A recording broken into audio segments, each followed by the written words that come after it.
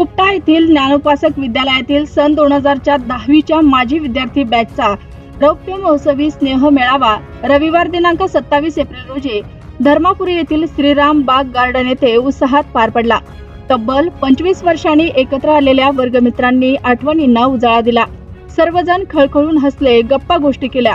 यावेळी जुन्या आठवणींनी काहींचे डोळे पाणावले। कार्यक्रमाच्या अध्यक्षस्थानी RP तलवारे हे होते, तर प्रमुख पाहुणे म्हणून GM चव्हाण, शिंदे, इंगळे, शेख, तरचरे यांची उपस्थिती होती। कार्यक्रमाची सुरुवात दीप प्रज्वलनाने झाली। शिक्षक वृंदांचा पुष्पहार, शाल व सन्मान चिन्ह देऊन यथोचित सत्कार केला। सत्कारानंतर उपस्थित असलेल्या सर्व विद्यार्थ्यांनी आपला परिचय दिला व सध्या करत असलेल्या व्यवसाय, नोकरी याची माहिती दिली, मनोगत व्यक्त केले।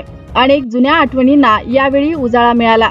यावेळी वर्गमित्र शंकर सोळंके, गजानन मोरे, प्रकाश कटारे, गजानन सोळंके यांनी मनोगत मांडले।